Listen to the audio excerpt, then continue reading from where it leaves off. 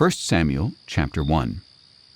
Now there was a man named Elkanah, who was from Ramathaim-Zophim in the hill country of Ephraim. He was the son of Jeroham, the son of Elihu, the son of Tohu, the son of Zuph, an Ephraimite. He had 2 wives, one named Hannah and the other Peninnah. And Peninnah had children, but Hannah had none. Year after year Elkanah would go up from his city to worship and sacrifice to the Lord of hosts at Shiloh, where Eli's 2 sons, Hophni and Phinehas, were priests to the Lord. And whenever the day came for Elkanah to present his sacrifice, he would give portions to his wife Peninnah and to all her sons and daughters. But to Hannah he would give a double portion, for he loved her even though the Lord had closed her womb. Because the Lord had closed Hannah's womb, her rival would provoke her and taunt her viciously, and this went on year after year. Whenever Hannah went up to the house of the Lord, her rival taunted her until she wept and would not eat. "Hannah, why are you crying?" her husband Elkanah asked. "Why won't you eat? Why is your heart so grieved? Am I not better to you than 10 sons?" So after they had finished eating and drinking in Shiloh, Hannah stood up. Now Eli the priest was sitting on a chair by the doorpost of the temple of the Lord. In her bitter distress Hannah prayed to the Lord and wept with many tears.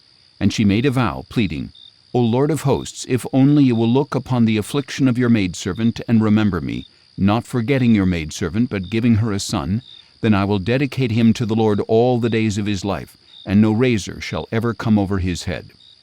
As Hannah kept on praying before the Lord, Eli watched her mouth. Hannah was praying in her heart, and though her lips were moving, her voice could not be heard. So Eli thought she was drunk, and said to her, "How long will you be drunk? Put away your wine." "No, my lord," Hannah replied. "I am a woman oppressed in spirit. I have not had any wine or strong drink, but I have poured out my soul before the Lord. Do not take your servant for a wicked woman, for all this time I have been praying out of the depth of my anguish and grief."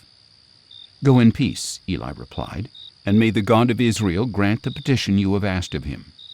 "May your maidservant find favor with you," said Hannah. Then she went on her way, and she began eating again, and her face was no longer downcast. The next morning Elkanah and Hannah got up early to bow in worship before the Lord, and then returned home to Ramah. And Elkanah had relations with his wife Hannah, and the Lord remembered her. So in the course of time Hannah conceived and gave birth to a son. She named him Samuel, saying, "Because I have asked for him from the Lord." Then Elkanah and all his house went up to make the annual sacrifice to the Lord and to fulfill his vow. But Hannah did not go. "After the boy is weaned," she said to her husband, "I will take him to appear before the Lord and to stay there permanently." "Do what you think is best," her husband Elkanah replied, "and stay here until you have weaned him. Only may the Lord confirm his word." So Hannah stayed and nursed her son until she had weaned him. Once she had weaned him, Hannah took the boy with her, along with a 3-year-old bull, an ephah of flour, and a skin of wine. Though the boy was still young, she brought him to the house of the Lord at Shiloh. And when they had slaughtered the bull, they brought the boy to Eli. "Please, my lord," said Hannah, "as surely as you live, my lord, I am the woman who stood here beside you praying to the Lord. I prayed for this boy, and since the Lord has granted me what I asked of him, I now dedicate the boy to the Lord. For as long as he lives, he is dedicated to the Lord." So they worshiped the Lord there. 1 Samuel chapter 2. At that time Hannah prayed, "My heart rejoices in the Lord, in whom my horn is exalted. My mouth speaks boldly against my enemies, for I rejoice in your salvation. There is no one holy like the Lord. Indeed, there is no one besides you, and there is no rock like our God. Do not boast so proudly, or let arrogance come from your mouth, for the Lord is a God who knows, and by him actions are weighed. The bows of the mighty are broken, but the feeble are equipped with strength. The well-fed hire themselves out for food, but the starving hunger no more. The barren woman gives birth to 7, but she who has many sons pines away. The Lord brings death and gives life. He brings down to Sheol and raises up. The Lord sends poverty and wealth. He humbles and he exalts. He raises the poor from the dust and lifts the needy from the ash heap. He seats them among princes and bestows on them a throne of honor. For the foundations of the earth are the Lord's, and upon them he has set the world. He guards the steps of his faithful ones, but the wicked perish in darkness, for by his own strength shall no man prevail. Those who oppose the Lord will be shattered. He will thunder from heaven against them. The Lord will judge the ends of the earth and will give power to his king. He will exalt the horn of his anointed. Then Elkanah went home to Ramah, but the boy began ministering to the Lord before Eli the priest. Now the sons of Eli were wicked men. They had no regard for the Lord or for the custom of the priests with the people. When any man offered a sacrifice, the servant of the priest would come with a 3-pronged meat fork while the meat was boiling, and plunge it into the pan or kettle or cauldron or cooking pot, and the priest would claim for himself whatever the meat fork brought up. This is how they treated all the Israelites who came to Shiloh. Even before the fat was burned, the servant of the priest would come and say to the man who was sacrificing, "Give the priest some meat to roast, because he will not accept boiled meat from you, but only raw." And if any man said to him, "The fat must be burned first, then you may take whatever you want," the servant would reply, "No, you must give it to me right now. If you refuse, I will take it by force." Thus the sin of these young men was severe in the sight of the Lord, for they were treating the Lord's offering with contempt. Now Samuel was ministering before the Lord, a boy wearing a linen ephod. Each year his mother would make him a little robe and bring it to him when she went with her husband to offer the annual sacrifice. And Eli would bless Elkanah and his wife, saying, "May the Lord give you children by this woman in place of the one she dedicated to the Lord." Then they would go home. So the Lord attended to Hannah, and she conceived and gave birth to 3 sons and 2 daughters. Meanwhile the boy Samuel grew up in the presence of the Lord. Now Eli was very old, and he heard about everything his sons were doing to all Israel, and how they were sleeping with the women who served at the entrance to the tent of meeting. "Why are you doing these things?" Eli said to his sons. "I hear about your wicked deeds from all these people. No, my sons, it is not a good report I hear circulating among the Lord's people. If a man sins against another man, God can intercede for him. But if a man sins against the Lord, who can intercede for him?" But they would not listen to their father, since the Lord intended to put them to death. And the boy Samuel continued to grow in stature and in favor with the Lord and with man. Then a man of God came to Eli and told him, "This is what the Lord says, Did I not clearly reveal myself to your father's house when they were in Egypt under Pharaoh's house? And out of all the tribes of Israel I selected your father to be my priest, to offer sacrifices on my altar, to burn incense, and to wear an ephod in my presence. I also gave to the house of your father all the offerings of the Israelites made by fire. Why then do you kick at my sacrifice and offering that I have prescribed for my dwelling place? You have honored your sons more than me by fattening yourselves with the best of all the offerings of my people Israel. Therefore the Lord, the God of Israel, declares, I did indeed say that your house and the house of your father would walk before me forever. But now the Lord declares, Far be it from me, for I will honor those who honor me, but those who despise me will be disdained. Behold, the days are coming when I will cut off your strength and the strength of your father's house, so that no older man will be left in your house. You will see distress in my dwelling place. Despite all that is good in Israel, no one in your house will ever again reach old age. And every one of you that I do not cut off from my altar, your eyes will fail and your heart will grieve. All your descendants will die by the sword of men. And this sign shall come to you concerning your 2 sons, Hophni and Phinehas. They will both die on the same day. Then I will raise up for myself a faithful priest. He will do whatever is in my heart and mind, and I will build for him an enduring house, and he will walk before my anointed one for all time. And everyone left in your house will come and bow down to him for a piece of silver or a morsel of bread, pleading, Please appoint me to some priestly office so that I can eat a piece of bread. 1 Samuel chapter 3. And the boy Samuel ministered to the Lord before Eli. Now in those days the word of the Lord was rare, and visions were scarce. And at that time Eli, whose eyesight had grown so dim that he could not see, was lying in his room. Before the lamp of God had gone out, Samuel was lying down in the temple of the Lord, where the ark of God was located. Then the Lord called to Samuel, and he answered, "Here I am." He ran to Eli and said, "Here I am, for you have called me." "I did not call," Eli replied. "Go back and lie down." So he went and lay down. Once again the Lord called, "Samuel." So Samuel got up, went to Eli, and said, "Here I am, for you have called me." "My son, I did not call," Eli replied. "Go back and lie down." Now Samuel did not yet know the Lord, because the word of the Lord had not yet been revealed to him. Once again, for the third time, the Lord called to Samuel. He got up, went to Eli, and said, "Here I am, for you have called me." Then Eli realized that it was the Lord who was calling the boy. "Go and lie down," he said to Samuel, "and if he calls you, say, 'Speak, Lord, for your servant is listening.'" So Samuel went and lay down in his place. Then the Lord came and stood there, calling as before, "Samuel, Samuel." And Samuel answered, "Speak, for your servant is listening." Then the Lord said to Samuel, "I am about to do something in Israel at which the ears of all who hear it will tingle. On that day I will carry out against Eli everything I have spoken about his family from beginning to end. I told him that I would judge his house forever for the iniquity of which he knows, because his sons blasphemed God, and he did not restrain them. Therefore I have sworn to the house of Eli, the iniquity of Eli's house shall never be atoned for by sacrifice or offering." Samuel lay down until the morning. Then he opened the doors of the house of the Lord. He was afraid to tell Eli the vision, but Eli called to him and said, "Samuel, my son." "Here I am," answered Samuel. "What was the message he gave you?" Eli asked. "Do not hide it from me. May God punish you, and ever so severely, if you hide from me anything he said to you." So Samuel told him everything, and did not hide a thing from him. "He is the Lord," replied Eli. "Let him do what is good in his eyes." And Samuel grew, and the Lord was with him, and he let none of Samuel's words fall to the ground.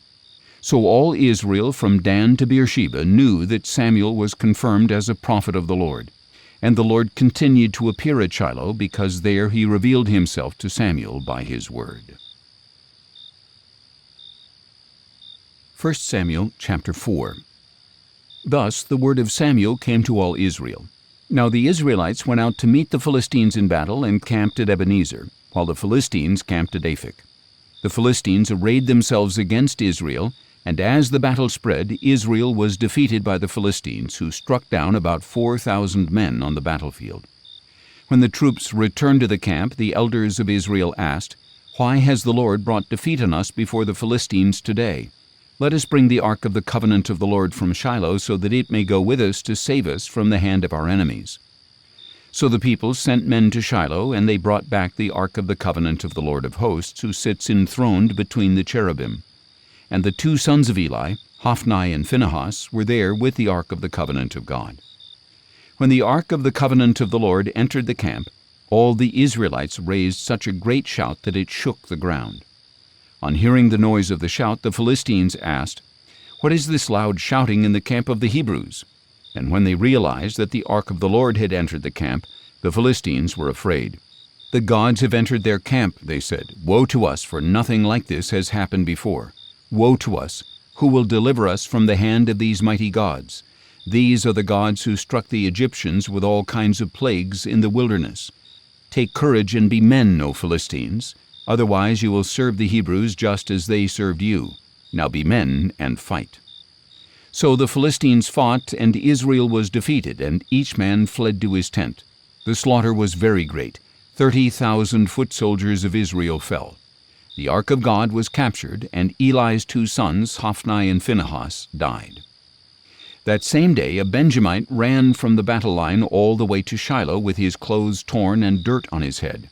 When he arrived, there was Eli sitting on his chair beside the road and watching, because his heart trembled for the ark of God. When the man entered the city to give a report, the whole city cried out. Eli heard the outcry and asked, "Why this commotion?" So the man hurried over and reported to Eli. Now Eli was 98 years old, and his gaze was fixed because he could not see. "I have just come from the battle," the man said to Eli. "I fled from there today." "What happened, my son?" Eli asked. The messenger answered, "Israel has fled before the Philistines, and there has been a great slaughter among the people. Your 2 sons, Hophni and Phinehas, are both dead, and the ark of God has been captured." As soon as the ark of God was mentioned, Eli fell backward from his chair by the city gate, and being old and heavy, he broke his neck and died. And Eli had judged Israel 40 years. Now Eli's daughter-in-law, the wife of Phinehas, was pregnant and about to give birth. When she heard the news of the capture of God's ark and the deaths of her father-in-law and her husband, she collapsed and gave birth, for her labor pains overtook her. As she was dying, the women attending to her said, "Do not be afraid, for you have given birth to a son." But she did not respond or pay any heed. And she named the boy Ichabod, saying, "The glory has departed from Israel, because the ark of God has been captured, and her father-in-law and her husband had been killed." "The glory has departed from Israel," she said, "for the ark of God has been captured." 1 Samuel chapter 5. After the Philistines had captured the ark of God, they took it from Ebenezer to Ashdod, carried it into the temple of Dagon, and set it beside his statue.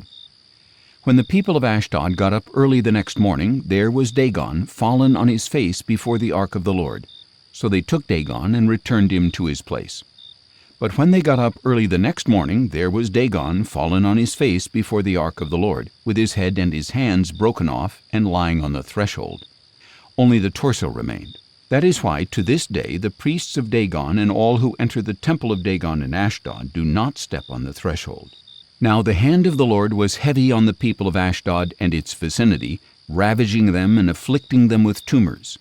And when the men of Ashdod saw what was happening, they said, "The ark of the God of Israel must not stay here with us, because his hand is heavy upon us and upon our god Dagon." So they called together all the rulers of the Philistines and asked, "What shall we do with the ark of the God of Israel?" "It must be moved to Gath," they replied. So they carried away the ark of the God of Israel. But after they had moved the ark to Gath, the Lord's hand was also against that city, throwing it into great confusion and afflicting the men of the city, both young and old, with an outbreak of tumors. So they sent the ark of God to Ekron. But as it arrived, the Ekronites cried out, "They have brought us the ark of the God of Israel in order to kill us and our people." Then the Ekronites assembled all the rulers of the Philistines and said, "Send away the ark of the God of Israel. It must return to its place, so that it will not kill us and our people." For a deadly confusion had pervaded the city. The hand of God was heavy upon it. Those who did not die were afflicted with tumors, and the outcry of the city went up to heaven. 1 Samuel chapter 6. When the ark of the Lord had been in the land of the Philistines 7 months, the Philistines summoned the priests and diviners, saying, "What shall we do with the ark of the Lord? Tell us how to send it back to its place." They replied, "If you return the ark of the God of Israel, do not send it away empty, but by all means return it to him with a guilt offering. Then you will be healed, and you will understand why his hand has not been lifted from you." "What guilt offering should we send back to him?" asked the Philistines. 5 gold tumors and 5 gold rats," they said, "according to the number of rulers of the Philistines, since the same plague has struck both you and your rulers. Make images of your tumors and of the rats that are ravaging the land. Give glory to the God of Israel, and perhaps he will lift his hand from you and your gods and your land. Why harden your hearts as the Egyptians and Pharaoh hardened theirs? When he afflicted them, did they not send the people on their way as they departed? Now therefore, prepare 1 new cart with 2 milk cows that have never been yoked. Hitch the cows to the cart, but take their calves away and pen them up. Take the ark of the Lord, set it on the cart, and in a chest beside it put the gold objects you are sending him as a guilt offering. Then send the ark on its way, but keep watching it. If it goes up the road to its homeland toward Beth-Shemesh, it is the Lord who has brought on us this great disaster. But if it does not, then we will know that it was not his hand that punished us, and that it happened by chance." So the men did as instructed. They took 2 milk cows, hitched them to the cart, and penned up their calves. Then they put the ark of the Lord on the cart, along with the chest containing the gold rats and the images of the tumors. And the cows headed straight up the road toward Beth-Shemesh, staying on that one highway and lowing as they went, never straying to the right or to the left. The rulers of the Philistines followed behind them to the border of Bethshemesh. Now the people of Bethshemesh were harvesting wheat in the valley, and when they looked up and saw the ark, they were overjoyed at the sight. The cart came to the field of Joshua of Bethshemesh and stopped there near a large rock. The people chopped up the cart and offered the cows as a burnt offering to the Lord. And the Levites took down the ark of the Lord and the chest containing the gold objects, and they placed them on the large rock. That day the men of Bethshemesh offered burnt offerings and made sacrifices to the Lord. And when the 5 rulers of the Philistines saw this, they returned to Ekron that same day. As a guilt offering to the Lord, the Philistines had sent back 1 gold tumor for each city: Ashdod, Gaza, Ashkelon, Gath, and Ekron. The number of gold rats also corresponded to the number of Philistine cities belonging to the 5 rulers, the fortified cities and their outlying villages. And the large rock on which they placed the ark of the Lord stands to this day in the field of Joshua of Bethshemesh. But God struck down some of the people of Bethshemesh because they looked inside the ark of the Lord. He struck down 70 men, and the people mourned because the Lord had struck them with a great slaughter. The men of Bethshemesh asked, "Who can stand in the presence of the Lord, this holy God? To whom should the ark go up from here?" So they sent messengers to the people of Kiriath-Jearim, saying, "The Philistines have returned the ark of the Lord. Come down and take it up with you." 1 Samuel chapter 7. Then the men of Kiriath-Jearim came for the ark of the Lord and took it into Abinadab's house on the hill. And they consecrated his son Eleazar to guard the ark of the Lord. And from that day a long time passed, 20 years in all, as the ark remained at Kiriath-Jearim. And all the house of Israel mourned and sought after the Lord. Then Samuel said to all the house of Israel, "If you are returning to the Lord with all your hearts, then rid yourselves of the foreign gods and Ashtoreths among you. Prepare your hearts for the Lord, and serve him only, and he will deliver you from the hand of the Philistines." So the Israelites put away the Baals and Ashtoreths and served only the Lord. Then Samuel said, "Gather all Israel to Mizpah, and I will pray to the Lord on your behalf." When they had gathered at Mizpah, they drew water and poured it out before the Lord. On that day they fasted, and there they confessed, "We have sinned against the Lord." And Samuel judged the Israelites at Mizpah. When the Philistines heard that the Israelites had gathered at Mizpah, their rulers marched up toward Israel. And when the Israelites learned of this, they feared the Philistines, and said to Samuel, "Do not stop crying out to the Lord our God for us, that he may save us from the hand of the Philistines." Then Samuel took a suckling lamb and offered it as a whole burnt offering to the Lord. He cried out to the Lord on behalf of Israel, and the Lord answered him. As the Philistines drew near to fight against Israel, Samuel was sacrificing the burnt offering. But that day the Lord thundered loudly against the Philistines and threw them into such confusion that they fled before Israel. Then the men of Israel charged out of Mizpah and pursued the Philistines, striking them down all the way to an area below Bethkar. Afterward Samuel took a stone and set it up between Mizpah and Shen. He named it Ebenezer, saying, "Thus far the Lord has helped us." So the Philistines were subdued, and they stopped invading the territory of Israel. And the hand of the Lord was against the Philistines all the days of Samuel. The cities from Ekron to Gath, which the Philistines had taken, were restored to Israel, who also delivered the surrounding territory from the hand of the Philistines. And there was peace between the Israelites and the Amorites. So Samuel judged Israel all the days of his life. Every year he would go on a circuit from Bethel to Gilgal to Mizpah, judging Israel in all these places. Then he would return to Ramah because his home was there, and there he judged Israel and built an altar to the Lord. 1 Samuel chapter 8. When Samuel grew old, he appointed his sons as judges over Israel. The name of his firstborn son was Joel, and the name of his second was Abijah. They were judges in Beersheba. But his sons did not walk in his ways. They turned aside toward dishonest gain, accepting bribes and perverting justice. So all the elders of Israel gathered together and came to Samuel at Ramah. "Look," they said, "you are old, and your sons do not walk in your ways. Now appoint a king to judge us like all the other nations." But when they said, "Give us a king to judge us," their demand was displeasing in the sight of Samuel, so he prayed to the Lord. And the Lord said to Samuel, "Listen to the voice of the people in all that they say to you. For it is not you they have rejected, but they have rejected me as their king, just as they have done from the day I brought them up out of Egypt until this day, forsaking me and serving other gods, so they are doing to you. Now listen to them, but you must solemnly warn them and show them the manner of the king who will reign over them." So Samuel spoke all the words of the Lord to the people who were asking him for a king.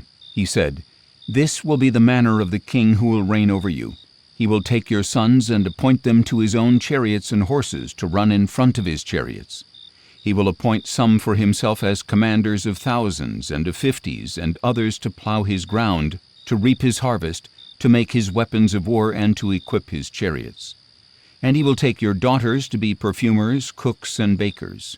He will take the best of your fields and vineyards and olive groves and give them to his servants. He will take 1/10 of your grain and grape harvest and give it to his officials and servants.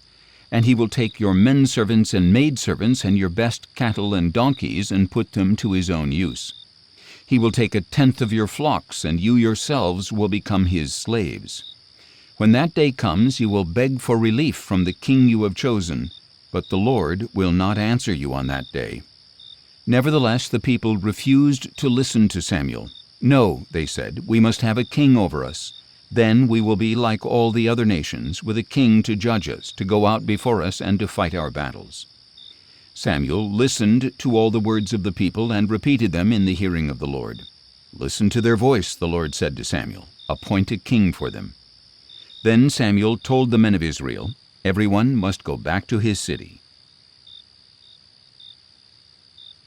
1 Samuel chapter 9. Now there was a Benjamite, a powerful man, whose name was Kish, son of Abiel, the son of Zeror, the son of Bechorath, the son of Aphiah of Benjamin. And he had a son named Saul, choice and handsome, without equal among the Israelites, a head taller than any of the people. One day the donkeys of Saul's father Kish wandered off, and Kish said to his son Saul, "Take one of the servants and go look for the donkeys." So Saul passed through the hill country of Ephraim and then through the land of Shalisha, but did not find the donkeys. He and the servant went through the region of Shaalim, but they were not there. Then they went through the land of Benjamin, and still they did not find them. When they reached the land of Zuph, Saul said to his servant, "Come, let us go back, or my father will stop worrying about the donkeys and start worrying about us." "Look," said the servant, "in this city there is a man of God who is highly respected. Everything he says surely comes to pass. Let us go there now. Perhaps he will tell us which way to go." "If we do go," Saul replied, "what can we give the man? For the bread in our packs is gone, and there is no gift to take to the man of God. What do we have?"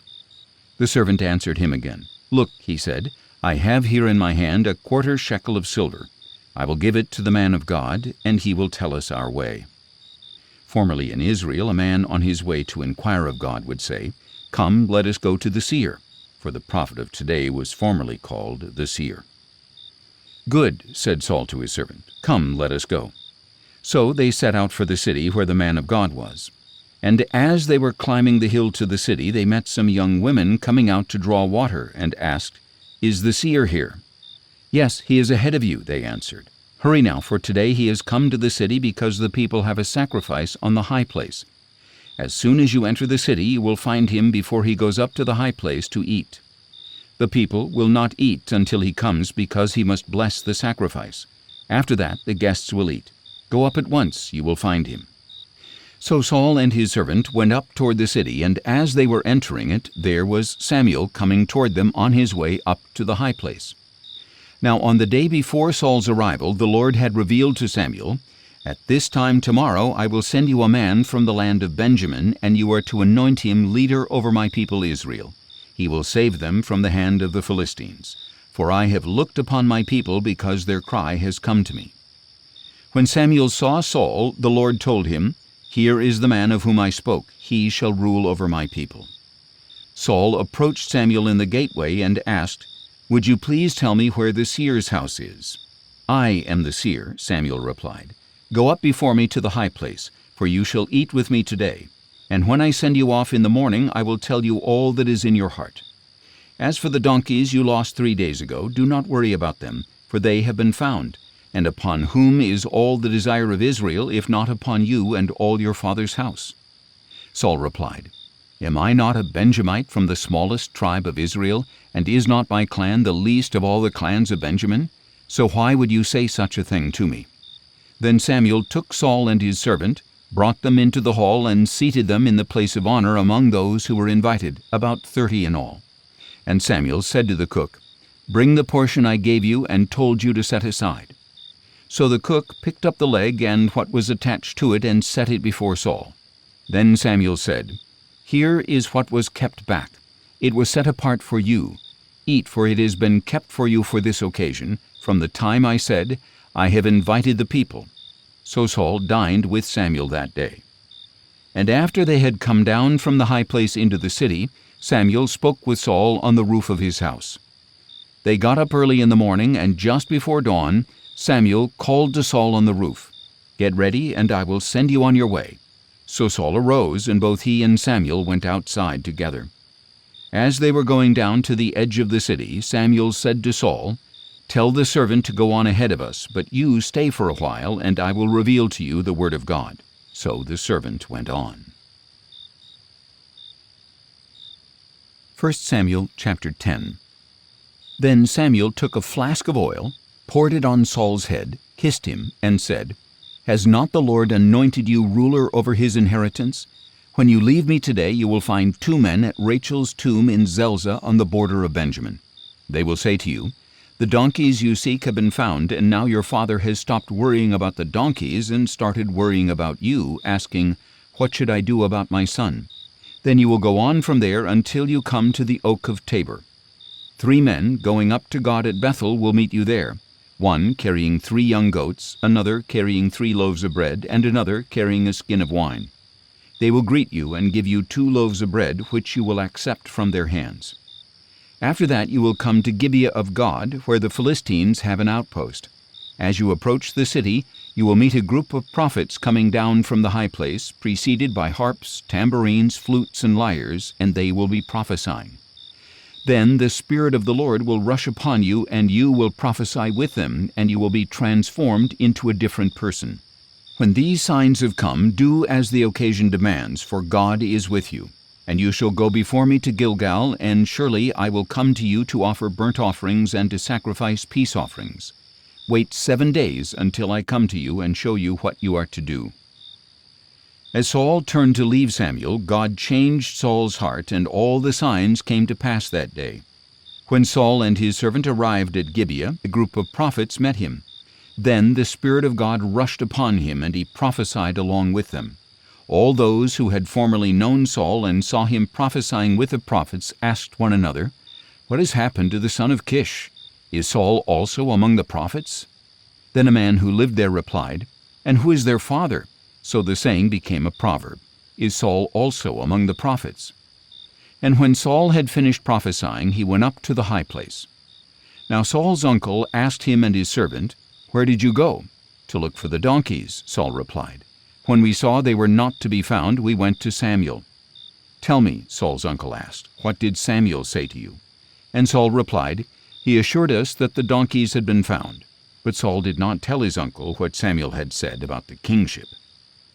After this, Samuel summoned the people to the Lord at Mizpah and said to the Israelites, "This is what the Lord, the God of Israel, says. I brought Israel up out of Egypt, and I rescued you from the hands of the Egyptians and of all the kingdoms that oppressed you. But today you have rejected your God, who saves you from all your troubles and afflictions, and you have said to him, 'No, set a king over us.' Now therefore present yourselves before the Lord by your tribes and clans." Thus Samuel had all the tribes of Israel come forward, and the tribe of Benjamin was selected. Then he had the tribe of Benjamin come forward by its clans, and the clan of Matri was selected. Finally Saul, son of Kish, was selected. But when they looked for him, they could not find him. So again they inquired of the Lord, Has the man come here yet? And the Lord replied, Behold, he has hidden himself among the baggage. So they ran and brought Saul, and when he stood among the people, he was a head taller than any of the others. Samuel said to all the people, Do you see the one the Lord has chosen? There is no one like him among all the people. And all the people shouted, Long live the king! Then Samuel explained to the people the rights of kingship. He wrote them on a scroll and laid it up before the Lord. And Samuel sent all the people away, each to his own home. Saul also went to his home in Gibeah, and the men of valor whose hearts God had touched went with him. But some worthless men said, How can this man save us? So they despised him and brought him no gifts. But Saul remained silent about it. 1 Samuel chapter 11. Soon Nahash the Ammonite came up and laid siege to Jabesh-Gilead. All the men of Jabesh said to him, Make a treaty with us, and we will serve you. But Nahash the Ammonite replied, I will make a treaty with you on one condition, that I may put out everyone's right eye and bring reproach upon all Israel. Hold off for 7 days, replied the elders of Jabesh, and let us send messengers throughout Israel. If there is no one to save us, we will surrender to you. When the messengers came to Gibeah of Saul and relayed these words in the hearing of the people, they all wept aloud. Just then Saul was returning from the field behind his oxen. What troubles the people? Asked Saul. Why are they weeping? And they relayed to him the words of the men from Jabesh. When Saul heard their words, the Spirit of God rushed upon him, and he burned with great anger. He took a pair of oxen, cut them into pieces, and sent them by messengers throughout the land of Israel, proclaiming, This is what will be done to the oxen of anyone who does not march behind Saul and Samuel. Then the terror of the Lord fell upon the people, and they turned out as one man. And when Saul numbered them at Bezek, there were 300,000 Israelites and 30,000 men of Judah. So they said to the messengers who had come, Tell the men of Jabesh-Gilead, Deliverance will be yours tomorrow by the time the sun is hot. And when the messengers relayed this to the men of Jabesh, they rejoiced. Then the men of Jabesh said to Nahash, Tomorrow we will come out, and you can do with us whatever seems good to you. The next day Saul organized the troops into 3 divisions, and during the morning watch they invaded the camp of the Ammonites and slaughtered them until the hottest part of the day. And the survivors were so scattered that no 2 of them were left together. Then the people said to Samuel, Who said that Saul should not reign over us? Bring those men here so we can kill them. But Saul ordered, No one shall be put to death this day, for today the Lord has worked salvation in Israel. Then Samuel said to the people, Come, let us go to Gilgal and renew the kingship there. So all the people went to Gilgal and confirmed Saul as king in the presence of the Lord. There they sacrificed peace offerings before the Lord, and Saul and all the Israelites rejoiced greatly. 1 Samuel chapter 12. Then Samuel said to all Israel, I have listened to your voice in all that you have said to me, and I have set over you a king. Now here is the king walking before you, and I am old and gray, and my sons are here with you. I have walked before you from my youth until this day. Here I am. Bear witness against me before the Lord and before his anointed. Whose ox or donkey have I taken? Whom have I cheated or oppressed? From whose hand have I accepted a bribe and closed my eyes? Tell me, and I will restore it to you. You have not wronged us or oppressed us, they replied, nor have you taken anything from the hand of man. Samuel said to them, The Lord is a witness against you, and his anointed is a witness today that you have not found anything in my hand.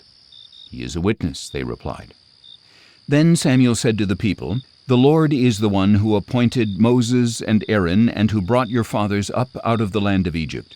Now present yourselves, so that I may confront you before the Lord with all the righteous acts he has done for you and your fathers. When Jacob went to Egypt, your fathers cried out to the Lord, and he sent them Moses and Aaron, who brought your fathers out of Egypt and settled them in this place. But they forgot the Lord their God, and he sold them into the hand of Sisera the commander of the army of Hazor, and into the hands of the Philistines and the king of Moab, who fought against them. Then they cried out to the Lord and said, We have sinned, for we have forsaken the Lord and served the Baals and Ashtoreths. Now deliver us from the hands of our enemies, that we may serve you." So the Lord sent Jerubbaal, Barak, Jephthah, and Samuel, and he delivered you from the hands of your enemies on every side, and you dwelt securely. But when you saw that Nahash king of the Ammonites was moving against you, you said to me, "No, we must have a king to rule over us, even though the Lord your God was your king. Now here is the king you have chosen, the one you requested. Behold, the Lord has placed a king over you. If you fear the Lord and serve him and obey his voice, and if you do not rebel against the command of the Lord, and if both you and the king who reigns over you follow the Lord your God, then all will be well. But if you disobey the Lord and rebel against his command, then the hand of the Lord will be against you as it was against your fathers. Now therefore, stand and see this great thing that the Lord will do before your eyes. Is it not the wheat harvest today? I will call on the Lord to send thunder and rain, so that you will know and see what a great evil you have committed in the sight of the Lord by asking for a king." So Samuel called to the Lord, and on that day the Lord sent thunder and rain. As a result, all the people greatly feared the Lord and Samuel. They pleaded with Samuel, "Pray to the Lord your God for your servants, so that we will not die, for we have added to all our sins the evil of asking for a king." "Do not be afraid," Samuel replied. "Even though you have committed all this evil, do not turn aside from following the Lord, but serve the Lord with all your heart. Do not turn aside after worthless things that cannot profit you or deliver you, for they are empty. Indeed, for the sake of his great name, the Lord will not abandon his people, because he was pleased to make you his own. As for me, far be it from me that I should sin against the Lord by ceasing to pray for you, and I will continue to teach you the good and right way. Above all, fear the Lord and serve him faithfully with all your heart. Consider what great things he has done for you. But if you persist in doing evil, both you and your king will be swept away." 1 Samuel chapter 13. Saul was 30 years old when he became king, and he reigned over Israel 42 years. He chose for himself 3,000 men of Israel. 2,000 were with Saul at Michmash and in the hill country of Bethel, and 1,000 were with Jonathan in Gibeah of Benjamin. And the rest of the troops he sent away, each to his own home. Then Jonathan attacked the Philistine outpost at Gibeah, and the Philistines heard about it. So Saul blew the ram's horn throughout the land, saying, "Let the Hebrews hear." And all Israel heard the news. Saul has attacked an outpost of the Philistines, and now Israel has become a stench to the Philistines. Then the people were summoned to join Saul at Gilgal. Now the Philistines assembled to fight against Israel with 3,000 chariots, 6,000 horsemen, and troops as numerous as the sand on the seashore. They went up and camped at Michmash, east of Bethaven. Seeing that they were in danger because their troops were hard pressed, the men of Israel hid in caves and thickets among the rocks and in cellars and cisterns. Some Hebrews even crossed the Jordan into the land of Gad and Gilead. Saul, however, remained at Gilgal, and all his troops were quaking in fear. And Saul waited 7 days for the time appointed by Samuel, but Samuel did not come to Gilgal, and the troops began to desert Saul. So he said, "Bring me the burnt offering and the peace offerings," and he offered up the burnt offering. Just as he finished offering the burnt offering, Samuel arrived, and Saul went out to greet him. "What have you done?" Samuel asked. And Saul replied, "When I saw that the troops were deserting me, and that you did not come at the appointed time, and the Philistines were gathering at Michmash, I thought, now the Philistines will descend upon me at Gilgal, and I have not sought the favor of the Lord. So I felt compelled to offer the burnt offering." "You have acted foolishly," Samuel declared. "You have not kept the command that the Lord your God gave you. If you had, the Lord would have established your kingdom over Israel for all time. But now your kingdom will not endure. The Lord has sought a man after his own heart and appointed him ruler over his people, because you have not kept the command of the Lord." Then Samuel set out from Gilgal and went up to Gibeah in Benjamin. And Saul numbered the troops who were with him, about 600 men. Now Saul and Jonathan his son and the troops with them were staying in Gibeah of Benjamin, while the Philistines camped at Michmash. And raiders went out of the Philistine camp in 3 divisions. One headed toward Ophrah in the land of Shul, another toward Beth-horon, and the third down the border road overlooking the valley of Zeboim, facing the wilderness. And no blacksmith could be found in all the land of Israel, because the Philistines had said, "The Hebrews must not be allowed to make swords or spears." Instead, all the Israelites would go down to the Philistines to sharpen their plowshares, mattocks, axes, and sickles. The charge was a pim for sharpening a plowshare or mattock, a third of a shekel for sharpening a pitchfork or an axe, and a third of a shekel for repointing an ox goad. So on the day of battle not a sword or spear could be found in the hands of the troops with Saul and Jonathan. Only Saul and his son Jonathan had weapons. And a garrison of the Philistines had gone out to the pass at Michmash. 1 Samuel chapter 14. One day Jonathan, son of Saul, said to the young man bearing his armor, "Come, let us cross over to the Philistine outpost on the other side." But Jonathan did not tell his father. Meanwhile Saul was staying under the pomegranate tree in Migron on the outskirts of Gibeah.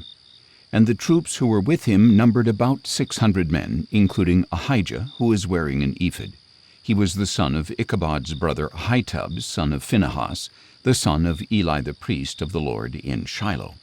But the troops did not know that Jonathan had left. Now there were cliffs on both sides of the pass that Jonathan intended to cross to reach the Philistine outpost. One was named Bozez, and the other Sina. One cliff stood to the north toward Michmash, and the other to the south toward Geba. Jonathan said to the young man bearing his armor, "Come, let us cross over to the outpost of these uncircumcised men. Perhaps the Lord will work on our behalf. Nothing can hinder the Lord from saving, whether by many or by few." His armor-bearer replied, "Do all that is in your heart. Go ahead. I am with you, heart and soul." "Very well," said Jonathan. "We will cross over toward these men and show ourselves to them. If they say, 'Wait until we come to you,' then we will stay where we are and will not go up to them. But if they say, 'Come on up,' then we will go up, because this will be our sign that the Lord has delivered them into our hands." So the two of them showed themselves to the outpost of the Philistines, who exclaimed, "Look, the Hebrews are coming out of the holes in which they were hiding." So the men of the outpost called out to Jonathan and his armor-bearer, "Come on up, and we will teach you a lesson." "Follow me," Jonathan told his armor-bearer, "for the Lord has delivered them into the hand of Israel." So Jonathan climbed up on his hands and feet with his armor-bearer behind him, and the Philistines fell before Jonathan, and his armor-bearer followed and finished them off. In that first assault, Jonathan and his armor-bearer struck down about 20 men over half an acre of land. Then terror struck the Philistines in the camp, in the field, and among all the people. Even those in the outposts and raiding parties trembled. Indeed, the earth quaked, and panic spread from God. Now when Saul's watchmen at Gibeah in Benjamin looked and saw the troops melting away and scattering in every direction, Saul said to the troops who were with him, "Call the roll and see who has left us." And when they had called the roll, they saw that Jonathan and his armor-bearer were not there. Then Saul said to Ahijah, "Bring the ark of God," for at that time it was with the Israelites. While Saul was talking to the priest, the commotion in the Philistine camp continued to increase. So Saul said to the priest, "Withdraw your hand." Then Saul and all his troops assembled and marched to the battle, and they found the Philistines in total confusion, with each man wielding the sword against his neighbor. And the Hebrews who had previously gone up into the surrounding camps of the Philistines now went over to the Israelites who were with Saul and Jonathan. When all the Israelites who had been hiding in the hill country of Ephraim heard that the Philistines were fleeing, they also joined Saul and Jonathan in the battle. So the Lord saved Israel that day, and the battle moved on beyond Bethaven. Now the men of Israel were in distress that day, for Saul had placed the troops under an oath, saying, "Cursed is the man who eats any food before evening, before I have taken vengeance on my enemies." So none of the troops tasted any food. Then all the troops entered the forest, and there was honey on the ground. And when they entered the forest and saw the flowing honey, not one of them put his hand to his mouth, because they feared the oath. Jonathan, however, had not heard that his father had charged the people with the oath. So he reached out, the end of his staff in his hand, dipped it into the honeycomb, and put his hand to his mouth, and his eyes brightened. Then one of the soldiers told him, "Your father bound the troops with a solemn oath, saying, 'Cursed is the man who eats food today.' That is why the people are faint." "My father has brought trouble to the land," Jonathan replied. "Just look at how my eyes have brightened because I tasted a little of this honey. How much better it would have been if the troops had eaten freely today from the plunder they took from their enemies. Would not the slaughter of the Philistines have been much greater?" That day, after the Israelites had struck down the Philistines from Michmash to Aijalon, the people were very faint. So they rushed greedily to the plunder, taking sheep, cattle, and calves. They slaughtered them on the ground and ate meat with the blood still in it. Then someone reported to Saul, "Look, the troops are sinning against the Lord by eating meat with the blood still in it." "You have broken faith," said Saul. "Roll a large stone over here at once." Then he said, "Go among the troops and tell them, 'Each man must bring me his ox or his sheep, slaughter them in this place, and then eat. Do not sin against the Lord by eating meat with the blood still in it.'" So that night everyone brought his ox and slaughtered it there. Then Saul built an altar to the Lord. It was the first time he had built an altar to the Lord. And Saul said, "Let us go down after the Philistines by night and plunder them until dawn, leaving no man alive." "Do what seems good to you," the troops replied. But the priest said, "We must consult God here." So Saul inquired of God, "Shall I go down after the Philistines? Will you give them into the hand of Israel?" But God did not answer him that day. Therefore Saul said, "Come here, all you leaders of the troops, and let us investigate how this sin has occurred today. As surely as the Lord who saves Israel lives, even if it is my son Jonathan, he must die." But not one of the troops said a word. Then Saul said to all Israel, "You stand on one side, and I and my son Jonathan will stand on the other side." "Do what seems good to you," the troops replied. So Saul said to the Lord, the God of Israel, "Why have you not answered your servant this day? If the fault is with me or my son Jonathan, respond with Urim. But if the fault is with the men of Israel, respond with Thummim." And Jonathan and Saul were selected, but the people were cleared of the charge. Then Saul said, "Cast the lot between me and my son Jonathan." And Jonathan was selected. "Tell me what you have done," Saul commanded him. So Jonathan told him, "I only tasted a little honey with the end of the staff that was in my hand. And now I must die?" And Saul declared, "May God punish me and ever so severely if you, Jonathan, do not surely die." But the people said to Saul, "Must Jonathan die, he who accomplished such a great deliverance for Israel? Never! As surely as the Lord lives, not a hair of his head will fall to the ground, for with God's help he has accomplished this today." So the people rescued Jonathan, and he did not die. Then Saul gave up his pursuit of the Philistines, and the Philistines returned to their own land. After Saul had assumed the kingship over Israel, he fought against all his enemies on every side: the Moabites, the Ammonites, the Edomites, the kings of Zobah, and the Philistines. Wherever he turned, he routed them. He fought valiantly and defeated the Amalekites, delivering Israel from the hands of its plunderers. Now the sons of Saul were Jonathan, Ishvi, and Malchishua. His two daughters were named Merab, his firstborn, and Michal, his younger daughter. His wife's name was Ahinoam, daughter of Ahimaaz. The name of the commander of his army was Abner, the son of Saul's uncle Ner. Saul's father Kish and Abner's father Ner were sons of Abiel. And the war with the Philistines was fierce for all the days of Saul. So whenever he noticed any strong or brave man, Saul would enlist him. 1 Samuel chapter 15. Then Samuel said to Saul, "The Lord sent me to anoint you king over his people Israel. Now therefore, listen to the words of the Lord. This is what the Lord of hosts says. I witnessed what the Amalekites did to the Israelites when they ambushed them on their way up from Egypt. Now go and attack the Amalekites and devote to destruction all that belongs to them. Do not spare them, but put to death men and women, children and infants, oxen and sheep, camels and donkeys."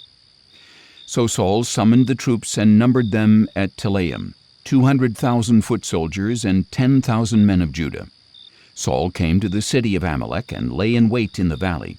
And he warned the Kenites, "Since you showed kindness to all the Israelites when they came up out of Egypt, go on and get away from the Amalekites. Otherwise I will sweep you away with them." So the Kenites moved away from the Amalekites. Then Saul struck down the Amalekites all the way from Havilah to Shur, which is east of Egypt. He captured Agag, king of Amalek, alive, but devoted all the others to destruction with the sword. Saul and his troops spared Agag along with the best of the sheep and cattle, the fat calves and lambs, and the best of everything else. They were unwilling to destroy them, but they devoted to destruction all that was despised and worthless. Then the word of the Lord came to Samuel, saying, "I regret that I have made Saul king, for he has turned away from following me and has not carried out my instructions." And Samuel was distressed and cried out to the Lord all that night. Early in the morning Samuel got up to confront Saul, but he was told, "Saul has gone to Carmel, and behold, he has set up a monument for himself and has turned and gone down to Gilgal." When Samuel reached him, Saul said to him, "May the Lord bless you. I have carried out the Lord's instructions." But Samuel replied, "Then what is this bleating of sheep and lowing of cattle that I hear?" Saul answered, "The troops brought them from the Amalekites. They spared the best sheep and cattle to sacrifice to the Lord your God, but the rest we devoted to destruction." "Stop," exclaimed Samuel. "Let me tell you what the Lord said to me last night." "Tell me," Saul replied. And Samuel said, "Although you were once small in your own eyes, have you not become the head of the tribes of Israel? The Lord anointed you king over Israel and sent you on a mission, saying, 'Go and devote to destruction the sinful Amalekites. Fight against them until you have wiped them out.' So why did you not obey the Lord? Why did you rush upon the plunder and do evil in the sight of the Lord?" "But I did obey the Lord," Saul replied. "I went on the mission that the Lord gave me. I brought back Agag, king of Amalek, and devoted the Amalekites to destruction. The troops took sheep and cattle from the plunder, the best of the things devoted to destruction, in order to sacrifice them to the Lord your God at Gilgal." But Samuel declared, "Does the Lord delight in burnt offerings and sacrifices as much as in obedience to his voice? Behold, obedience is better than sacrifice, and attentiveness is better than the fat of rams. For rebellion is like the sin of divination, and arrogance is like the wickedness of idolatry.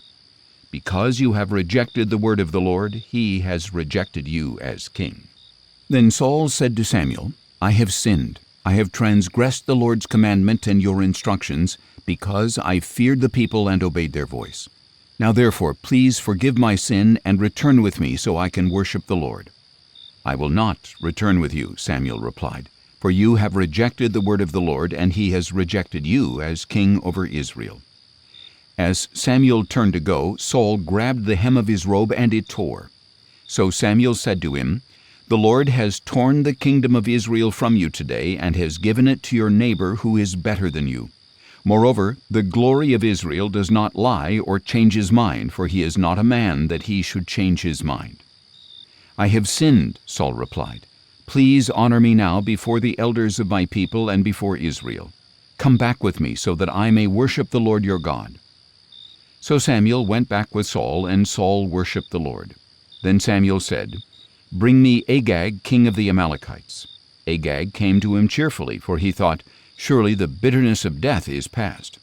But Samuel declared, "As your sword has made women childless, so your mother will be childless among women."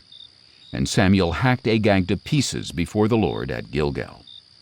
Then Samuel went to Ramah, but Saul went up to his home in Gibeah of Saul. And to the day of his death Samuel never again visited Saul. Samuel mourned for Saul, and the Lord regretted that he had made Saul king over Israel. 1 Samuel chapter 16. Now the Lord said to Samuel, "How long are you going to mourn for Saul, since I have rejected him as king over Israel?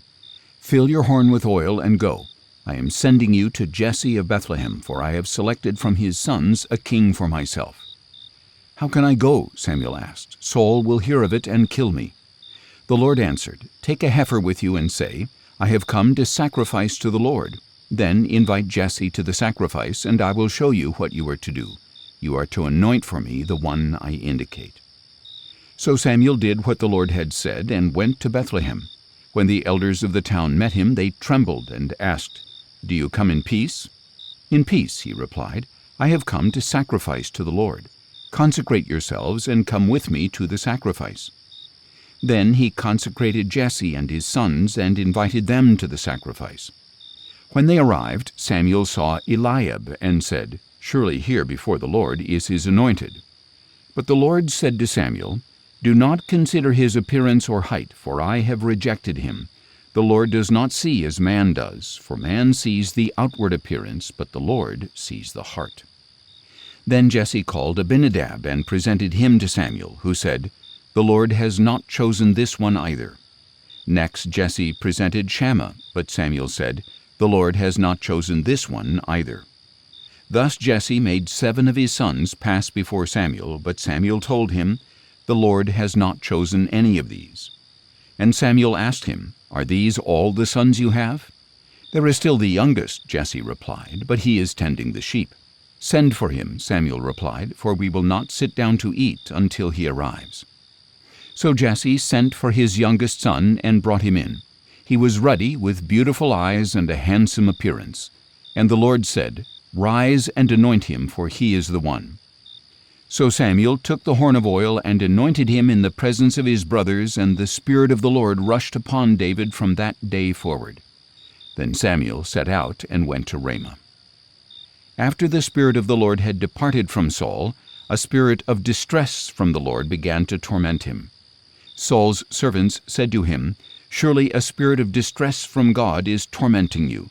Let our Lord command your servants here to seek out someone who can skillfully play the harp. Whenever the spirit of distress from God is upon you, he is to play it, and you will be well." And Saul commanded his servants, "Find me someone who plays well, and bring him to me." One of the servants answered, "I have seen a son of Jesse of Bethlehem who knows how to play the harp. He is a mighty man of valor, a warrior, eloquent and handsome, and the Lord is with him." So Saul sent messengers to Jesse and said, "Send me your son David, who is with the sheep."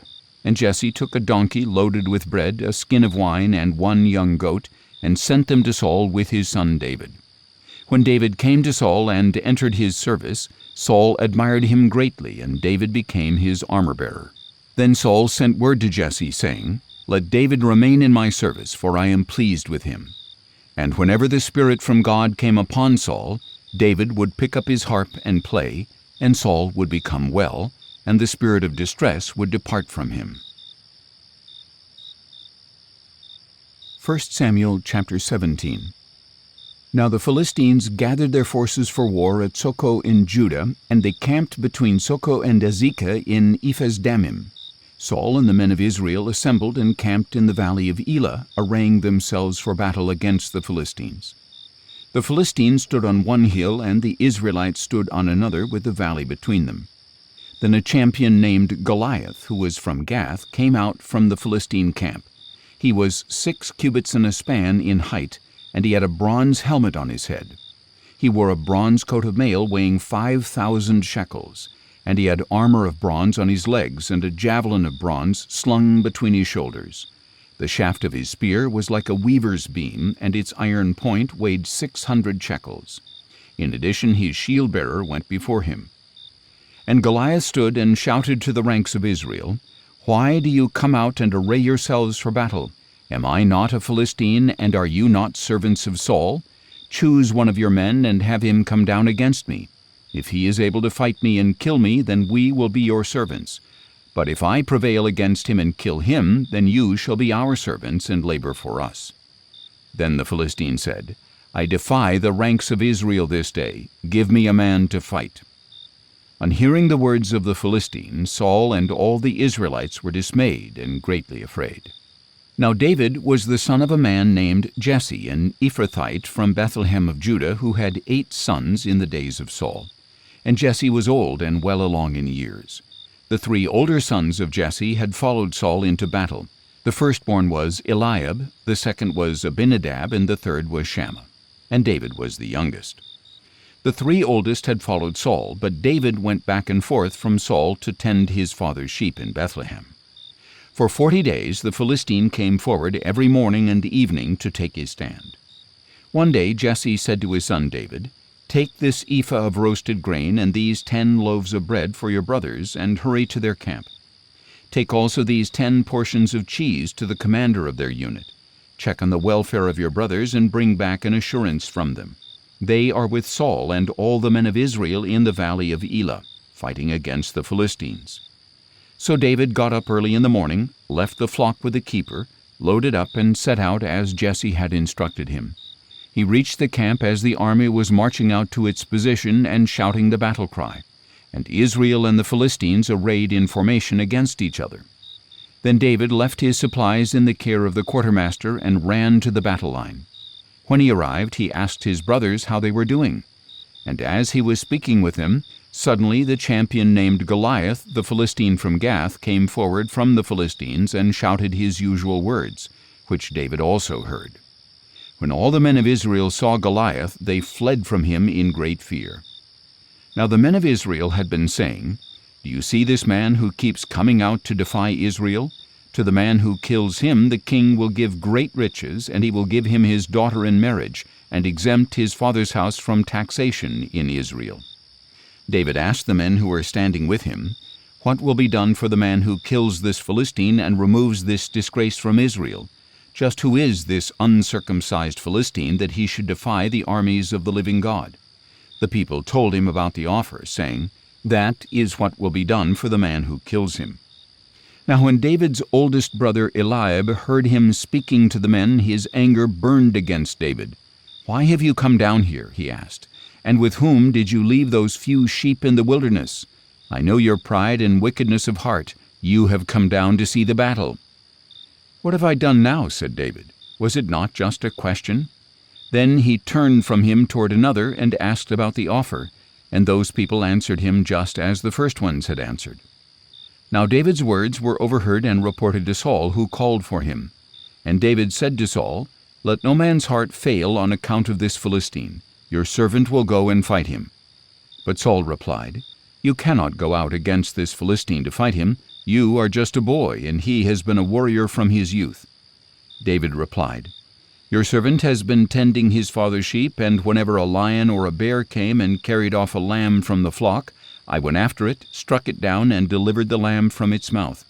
If it reared up against me, I would grab it by its fur, strike it down, and kill it. Your servant has killed lions and bears. This uncircumcised Philistine will be like one of them, for he has defied the armies of the living God." David added, "The Lord who delivered me from the claws of the lion and the bear will deliver me from the hand of this Philistine." "Go," said Saul, "and may the Lord be with you." Then Saul clothed David in his own tunic, put a bronze helmet on his head, and dressed him in armor. David strapped his sword over the tunic and tried to walk, but he was not accustomed to them. "I cannot walk in these," David said to Saul. "I am not accustomed to them." So David took them off. And David took his staff in his hand, selected 5 smooth stones from the brook, and put them in the pouch of his shepherd's bag. And with his sling in hand, he approached the Philistine. Now the Philistine came closer and closer to David, with his shield-bearer before him. When the Philistine looked and saw David, he despised him because he was just a boy, ruddy and handsome. "Am I a dog," he said to David, "that you come at me with sticks?" And the Philistine cursed David by his gods. "Come here," he called to David, "and I will give your flesh to the birds of the air and the beasts of the field." But David said to the Philistine, "You come against me with sword and spear and javelin, but I come against you in the name of the Lord of hosts, the God of the armies of Israel, whom you have defied. This day the Lord will deliver you into my hand. This day I will strike you down, cut off your head, and give the carcasses of the Philistines to the birds of the air and the creatures of the earth.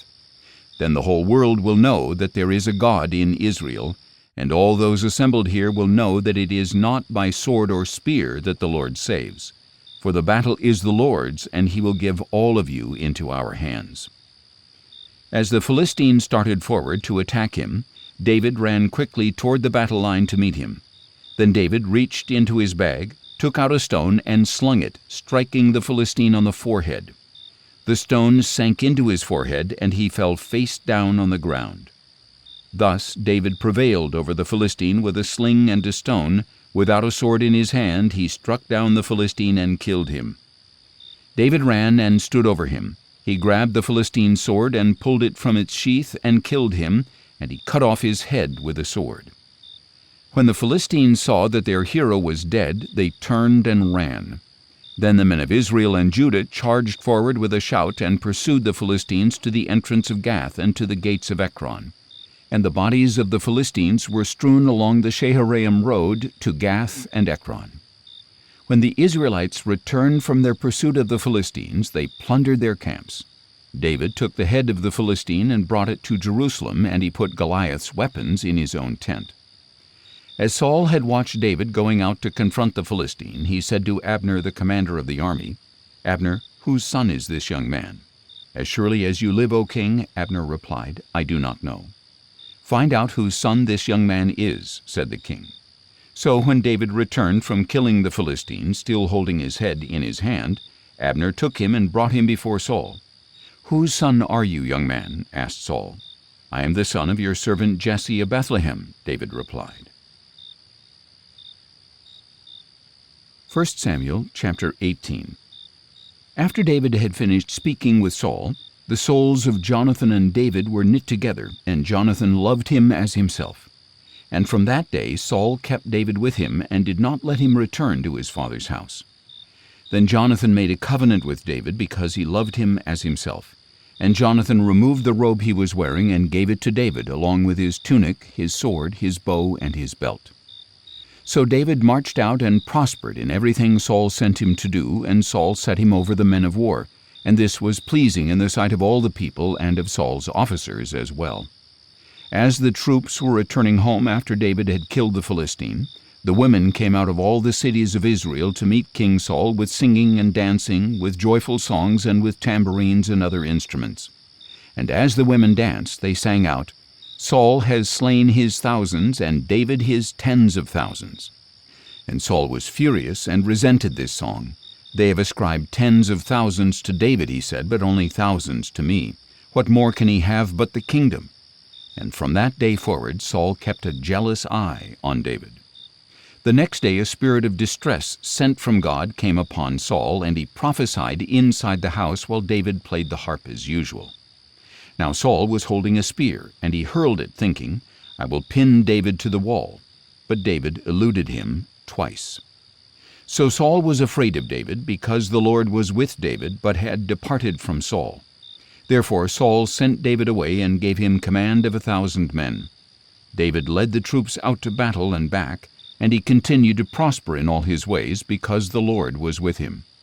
When Saul saw that David was very successful, he was afraid of him. But all Israel and Judah loved David because he was leading them out to battle and back. Then Saul said to David, "Here is my older daughter Merab. I will give her to you in marriage. Only be valiant for me and fight the Lord's battles." But Saul was thinking, "I need not raise my hand against him. Let the hand of the Philistines be against him." And David said to Saul, "Who am I, and what is my family or my father's clan in Israel, that I should become the son-in-law of the king?" So when it was time to give Saul's daughter Merab to David, she was given in marriage to Adriel of Meholah. Now Saul's daughter Michal loved David, and when this was reported to Saul, it pleased him.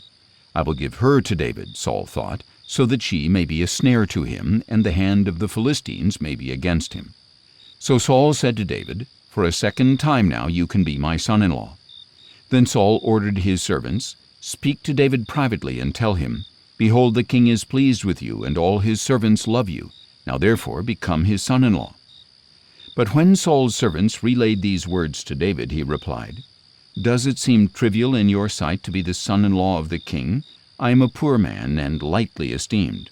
And the servants told Saul what David had said.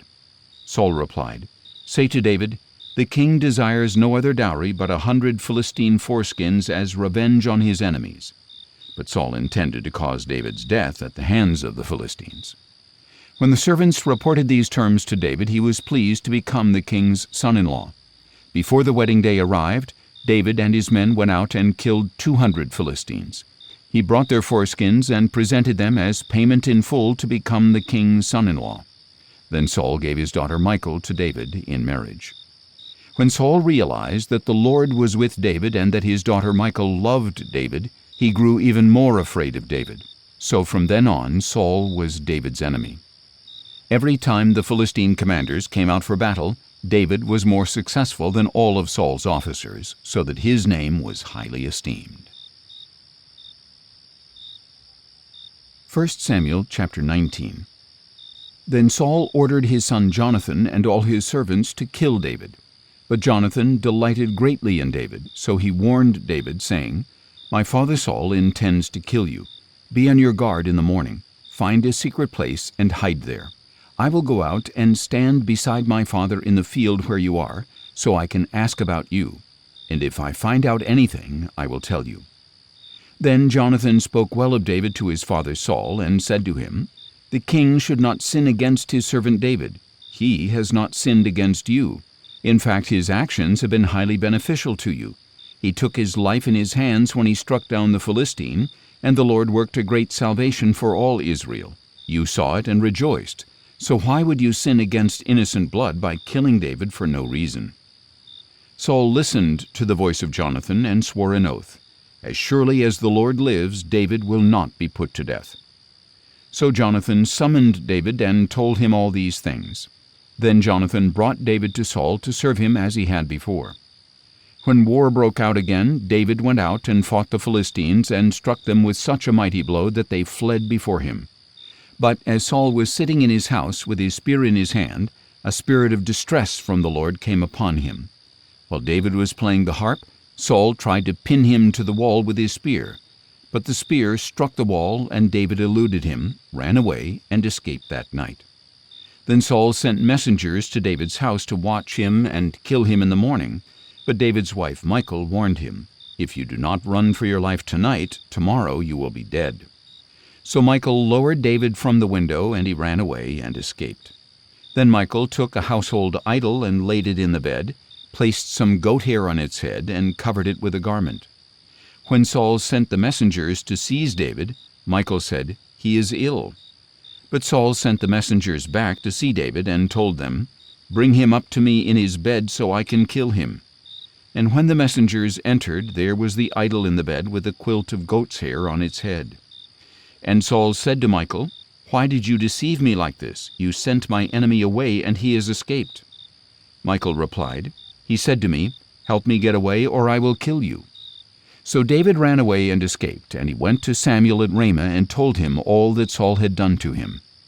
Then he and Samuel went to Naioth and stayed there. When Saul was told that David was at Naioth in Ramah, he sent messengers to capture him. But when they saw the group of prophets prophesying, with Samuel leading them, the Spirit of God came upon them, and Saul's messengers also began to prophesy. When this was reported to Saul, he sent more messengers, but they began to prophesy as well. So Saul tried again and sent messengers a third time, and even they began to prophesy. Finally, Saul himself left for Ramah and came to the large cistern at Secu, where he asked, "Where are Samuel and David?" "At Naioth in Ramah," he was told.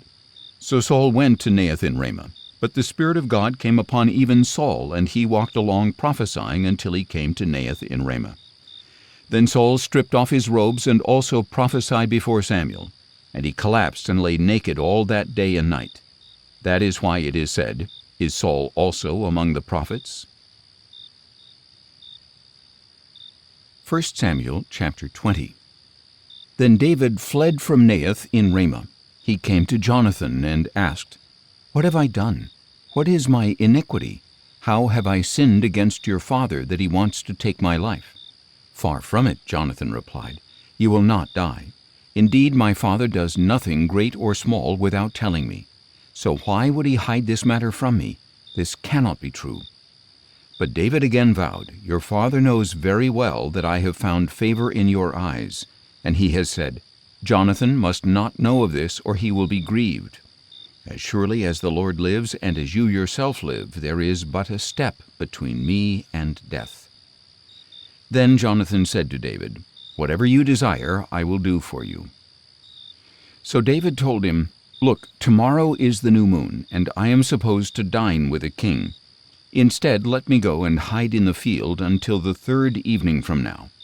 If your father misses me at all, tell him, 'David urgently requested my permission to hurry to Bethlehem, his hometown, because there is an annual sacrifice for his whole clan.'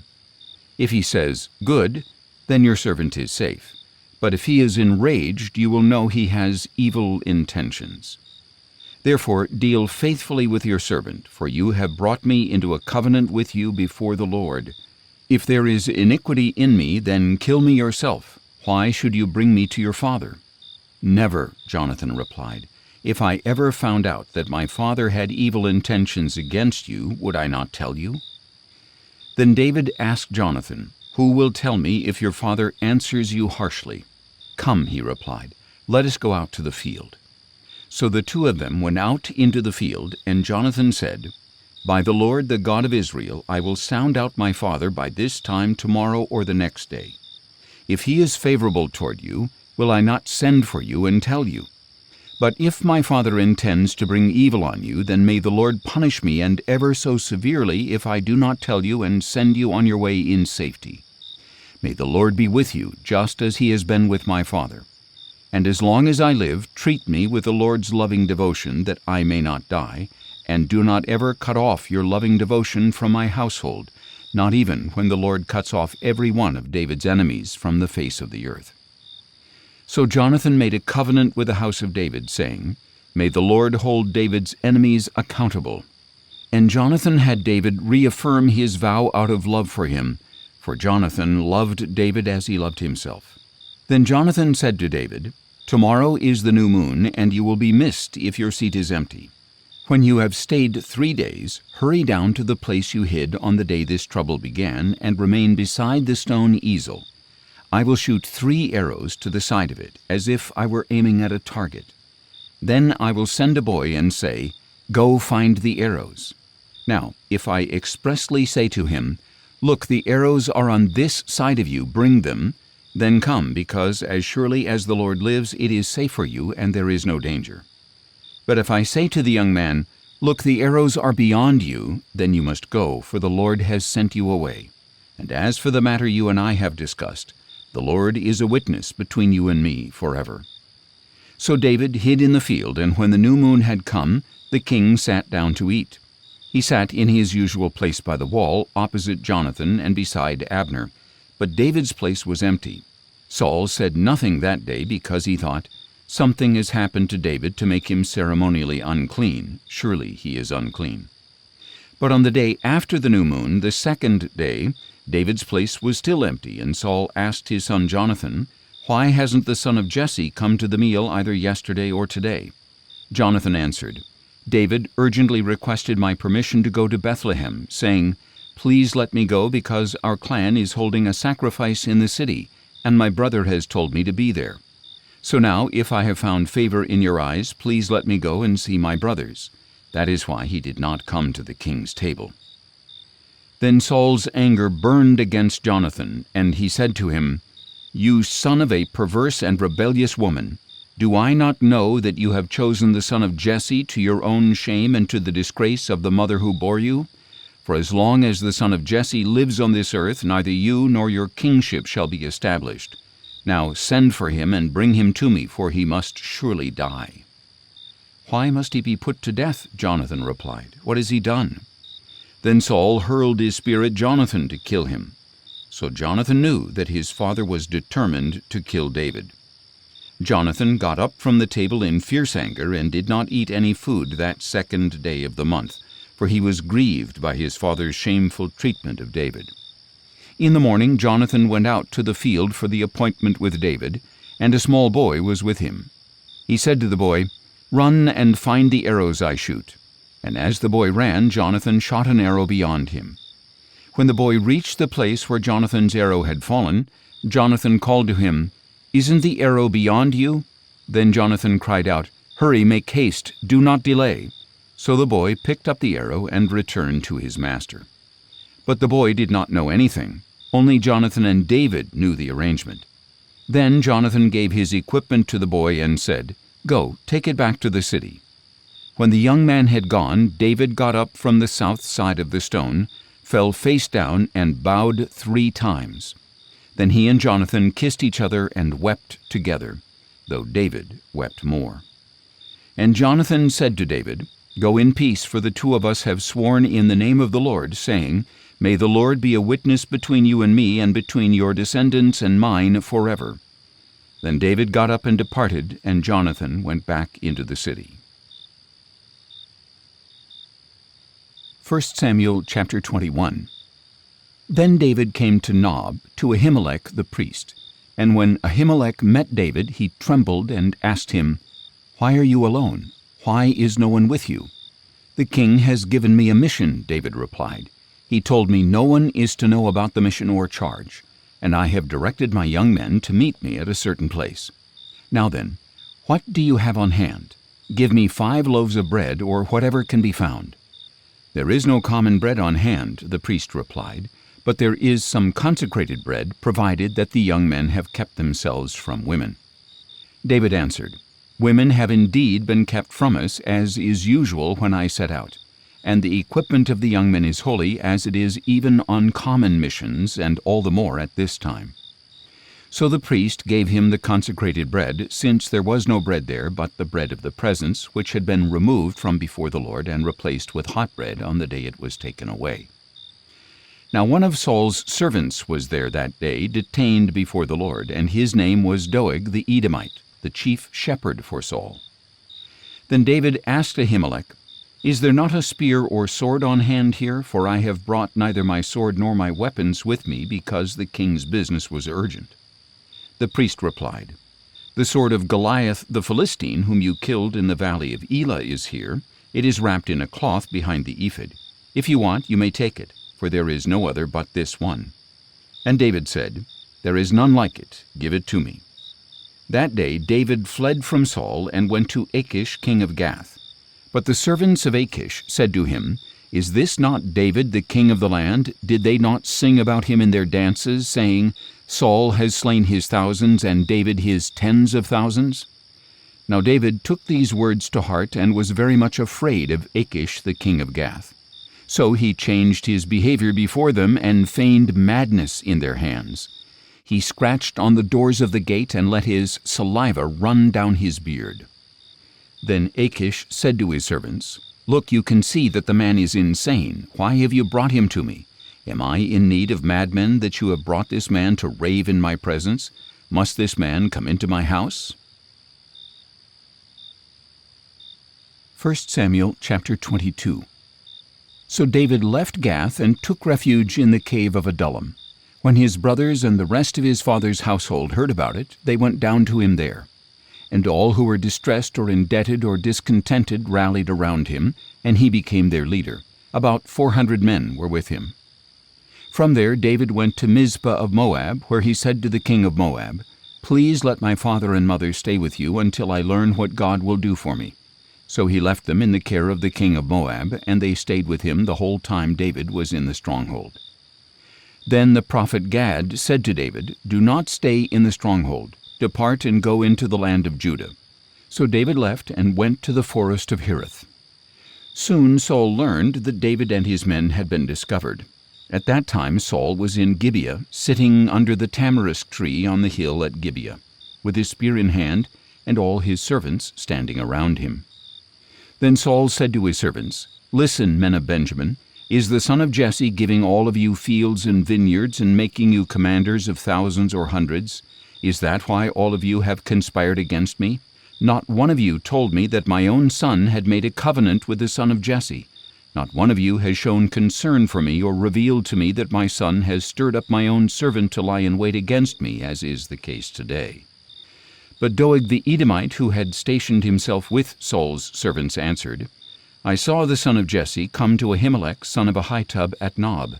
Ahimelech inquired of the Lord for him, and gave him provisions. He also gave him the sword of Goliath the Philistine." Then the king sent messengers to summon Ahimelech the priest, the son of Ahitub, and his father's whole family, who were priests at Nob. And all of them came to the king. "Listen now, son of Ahitub," said Saul. "Here I am, my lord," he replied. And Saul asked him, "Why have you and the son of Jesse conspired against me? You gave him bread and a sword and inquired of God for him so that he could rise up against me to lie in wait, as he is doing today." Ahimelech answered the king, "Who among all your servants is as faithful as David the king's son-in-law, the captain of your bodyguard, who is honored in your house? Was that day the first time I inquired of God for him? Far be it from me. Let not the king accuse your servant or any of my father's household, for your servant knew nothing of this whole affair, not in part or in whole." But the king replied, "You will surely die, Ahimelech, you and all your father's house." Then the king ordered the guards at his side, "Turn and kill the priests of the Lord, because they too sided with David, for they knew he was fleeing, but they did not tell me." But the king's servants would not lift a hand to strike the priests of the Lord. So the king ordered Doeg, "You turn and strike down the priests." And Doeg the Edomite turned and struck down the priests himself. On that day he killed 85 men who wore the linen ephod. He also put to the sword Nob, the city of the priests, with its men and women, children and infants, oxen, donkeys, and sheep. But one of the sons of Ahimelech, son of Ahitub, escaped. His name was Abiathar, and he fled to David. And Abiathar told David that Saul had killed the priests of the Lord. Then David said to Abiathar, "I knew that Doeg the Edomite was there that day, and that he was sure to tell Saul. I myself am responsible for the lives of everyone in your father's house. Stay with me. Do not be afraid, for he who seeks your life is seeking mine as well. You will be safe with me." 1 Samuel chapter 23. Now it was reported to David, "Look, the Philistines are fighting against Keilah and looting the threshing floors." So David inquired of the Lord, "Should I go and attack these Philistines?" And the Lord said to David, "Go and attack the Philistines and save Keilah." But David's men said to him, "Look, we are afraid here in Judah. How much more if we go to Keilah against the armies of the Philistines?" Once again David inquired of the Lord, and the Lord answered him, "Go at once to Keilah, for I will deliver the Philistines into your hand." Then David and his men went to Keilah, fought against the Philistines, and carried off their livestock, striking them with a mighty blow. So David saved the people of Keilah. Now Abiathar, son of Ahimelech, had brought the ephod with him when he fled to David at Keilah. When Saul was told that David had gone to Keilah, he said, "God has delivered him into my hand, for he has trapped himself by entering a town with gates and bars." Then Saul summoned all his troops to go to war at Keilah and besiege David and his men. When David learned that Saul was plotting evil against him, he said to Abiathar the priest, "Bring the ephod." And David said, "O Lord God of Israel, your servant has heard that Saul intends to come to Keilah and destroy the city on my account. Will the citizens of Keilah surrender me into his hand? Will Saul come down, as your servant has heard? O Lord God of Israel, please tell your servant." "He will," said the Lord. So David asked, "Will the citizens of Keilah surrender me and my men into the hand of Saul?" "They will," said the Lord. Then David and his men, about 600 strong, set out and departed from Keilah, moving from place to place. When Saul was told that David had escaped from Keilah, he declined to go forth. And David stayed in the wilderness strongholds and in the hill country of the wilderness of Ziph. Day after day Saul searched for him, but God would not deliver David into his hand. While David was in Horesh in the wilderness of Ziph, he saw that Saul had come out to take his life. And Saul's son Jonathan came to David in Horesh and strengthened his hand in God, saying, "Do not be afraid, for my father Saul will never lay a hand on you, and you will be king over Israel, and I will be your second in command. Even my father Saul knows this is true." So the two of them made a covenant before the Lord, and David remained in Horesh while Jonathan went home. Then the Ziphites came up to Saul at Gibeah and said, "Is not David hiding among us in the strongholds at Horesh, on the hill of Hachilah, south of Jeshimon? Now, O king, come down whenever your soul desires, and we will be responsible for delivering him into your hand." "May you be blessed by the Lord," replied Saul, "for you have had compassion on me. Please go and prepare further. Investigate and watch carefully where he goes and who has seen him there, for I am told that he is extremely cunning. Observe and find out all the places where he hides. Then come back to me with certainty, and I will go with you. If he is in the land, I will search him out among all the clans of Judah." So they set out and went to Ziph ahead of Saul. Now David and his men were in the wilderness of Maon in the Arabah south of Jeshimon, and Saul and his men went to seek him. When David was told about it, he went down to the rock and stayed in the wilderness of Maon. And when Saul heard of this, he pursued David there. Saul was proceeding along one side of the mountain, and David and his men along the other side. Even though David was hurrying to get away, Saul and his men were closing in on David and his men to capture them. Then a messenger came to Saul, saying, "Come quickly, for the Philistines have raided the land." So Saul broke off his pursuit of David and went to meet the Philistines. That is why that place is called Selah Hamalekath. And David went up from there and lived in the strongholds of En-gedi. 1 Samuel chapter 24. After Saul had returned from pursuing the Philistines, he was told, "David is in the wilderness of En-gedi." So Saul took 3,000 chosen men from all Israel and went to look for David and his men in the region of the rocks of the wild goats. Soon Saul came to the sheepfolds along the road where there was a cave, and he went in to relieve himself. And David and his men were hiding in the recesses of the cave. So David's men said to him, "This is the day about which the Lord said to you, 'Behold, I will deliver your enemy into your hand, that you may do with him as you wish.'" Then David crept up secretly and cut off a corner of Saul's robe. Afterward, David's conscience was stricken because he had cut off the corner of Saul's robe. So he said to his men, "The Lord forbid that I should do such a thing to my master, the Lord's anointed. May I never lift my hand against him, since he is the Lord's anointed." With these words David restrained his men, and he did not let them rise up against Saul. Then Saul left the cave and went on his way. After that, David got up, went out of the cave, and called out to Saul, "My lord the king." When Saul looked behind him, David bowed face down in reverence, and said to Saul, "Why do you listen to the words of men who say, 'Look, David intends to harm you'? Behold, this day you have seen with your own eyes that the Lord delivered you into my hand in the cave. I was told to kill you, but I spared you and said, 'I will not lift my hand against my Lord, since he is the Lord's anointed.' See, my father, look at the corner of your robe in my hand, for I cut it off, but I did not kill you. See and know that there is no evil or rebellion in my hands. I have not sinned against you, even though you are hunting me down to take my life. May the Lord judge between you and me, and may the Lord take vengeance on you, but my hand will never be against you. As the old proverb says, 'Wickedness proceeds from the wicked, but my hand will never be against you.' Against whom has the king of Israel come out? Whom are you pursuing? A dead dog? A flea? May the Lord be our judge and decide between you and me. May he take notice and plead my case and deliver me from your hand." When David had finished saying these things, Saul called back, "Is that your voice, David my son?" Then Saul wept aloud and said to David, "You are more righteous than I, for you have rewarded me with good, though I have rewarded you with evil. And you have shown this day how well you have dealt with me. For when the Lord delivered me into your hand, you did not kill me. When a man finds his enemy, does he let him go away unharmed? May the Lord reward you with good for what you have done for me this day. Now I know for sure that you will be king, and that the kingdom of Israel will be established in your hands. So now, swear to me by the Lord that you will not cut off my descendants or wipe out my name from my father's house." So David gave his oath to Saul. Then Saul returned home, but David and his men went up to the stronghold. 1 Samuel chapter 25.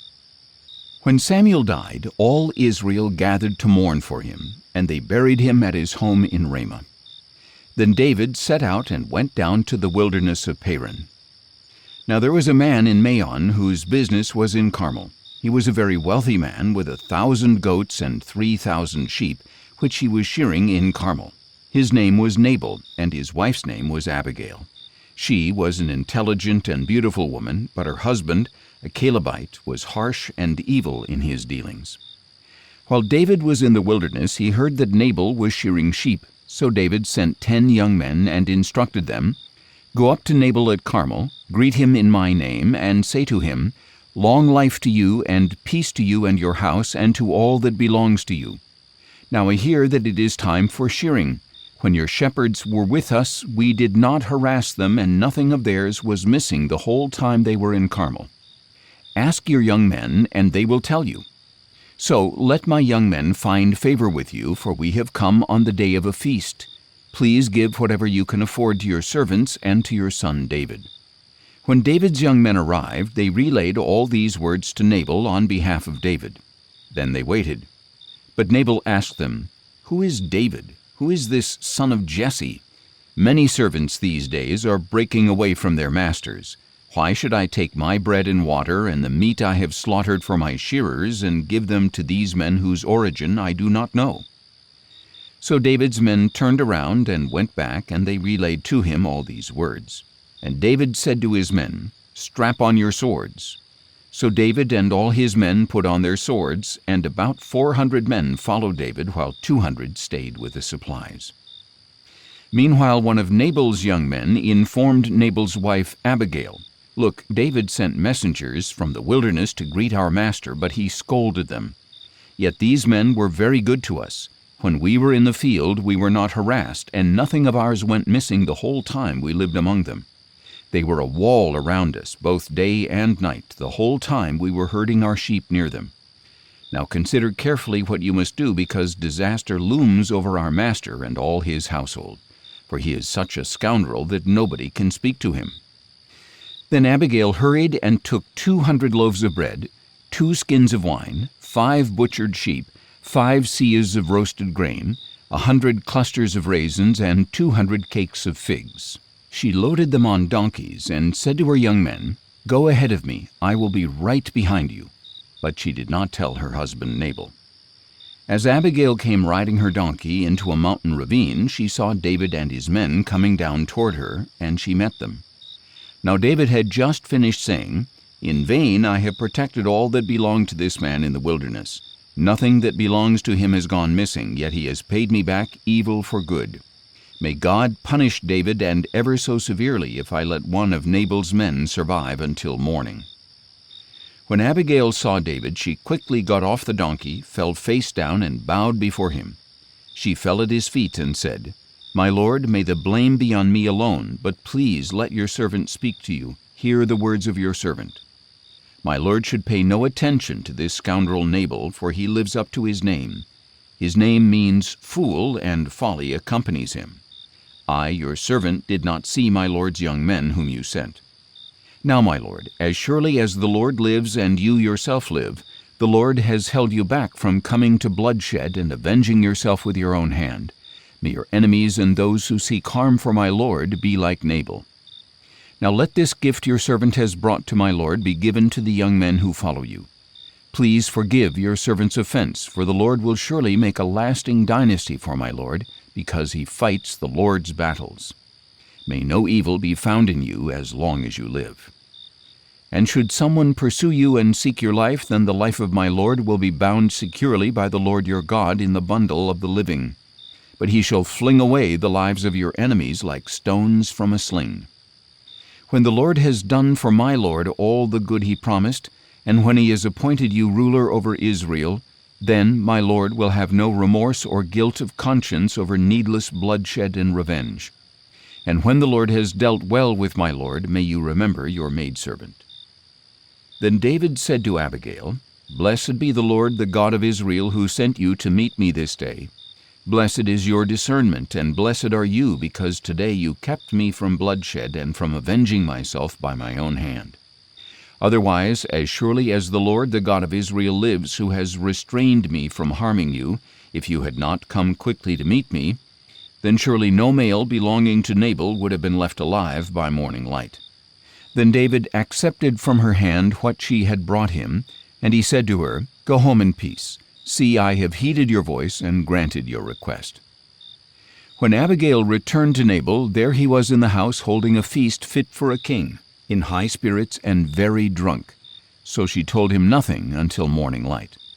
In the morning, when Nabal was sober, his wife told him about these events, and his heart failed within him, and he became like a stone.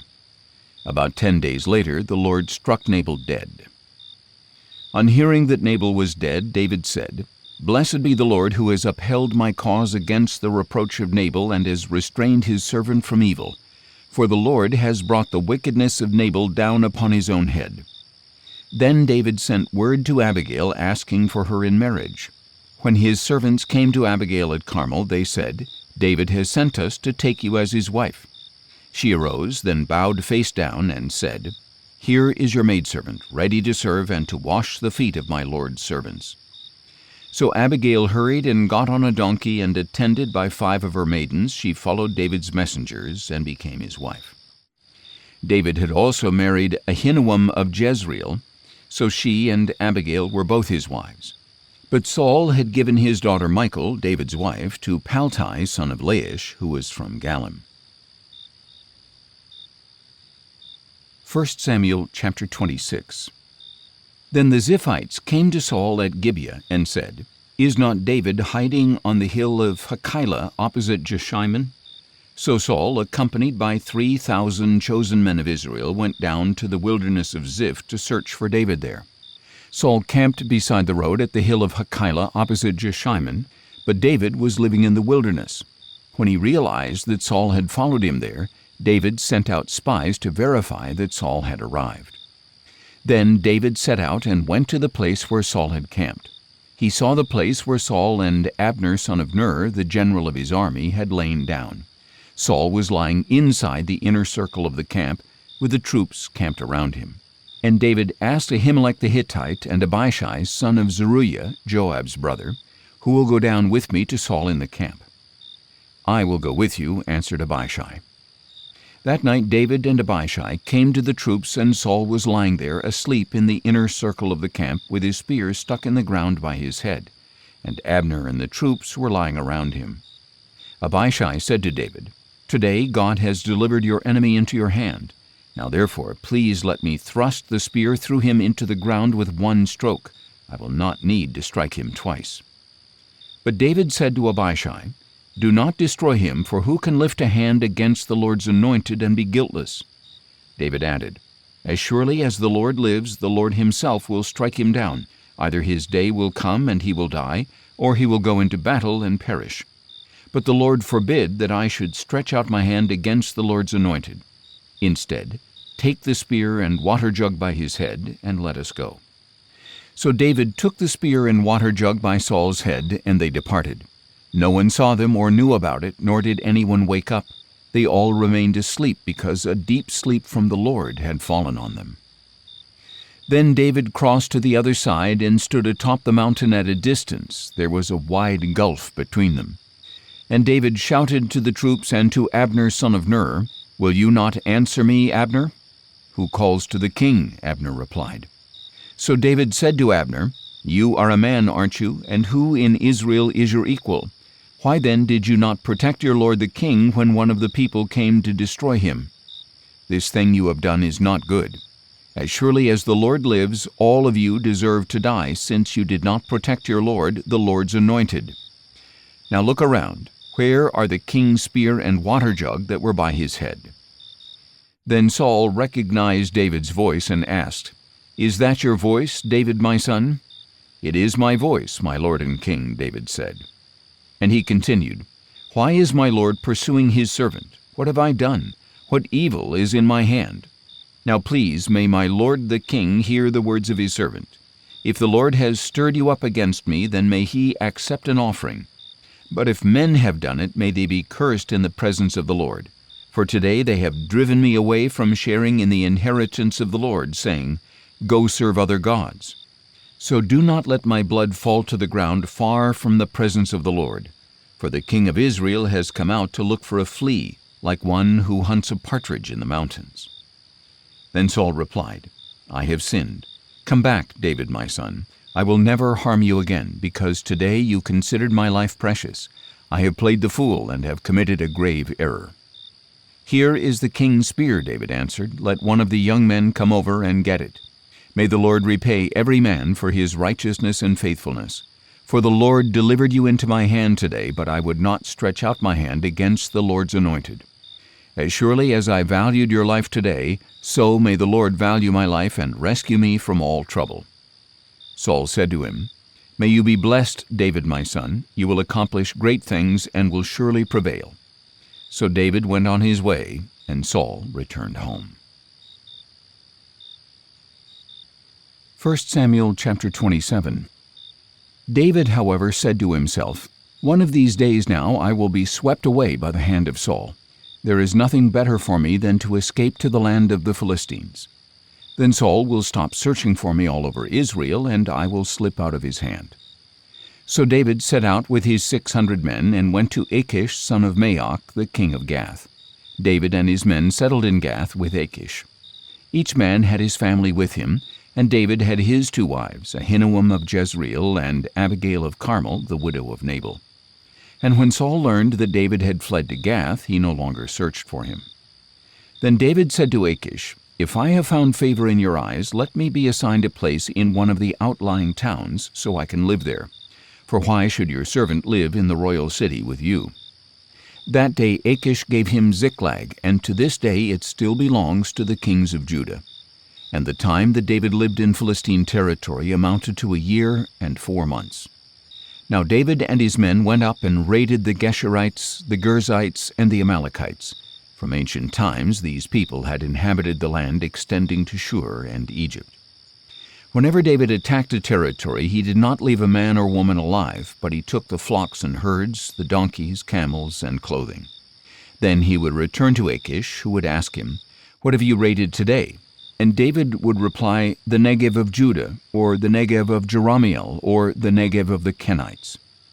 David did not leave a man or woman alive to be brought to Gath, for he said, "Otherwise they will report us, saying, 'This is what David did.'" And this was David's custom the whole time he lived in Philistine territory. So Achish trusted David, thinking, "Since he has made himself an utter stench to his people Israel, he will be my servant forever." 1 Samuel chapter 28. Now in those days the Philistines gathered their forces for warfare against Israel. So Achish said to David, "You must understand that you and your men are to go out to battle with me."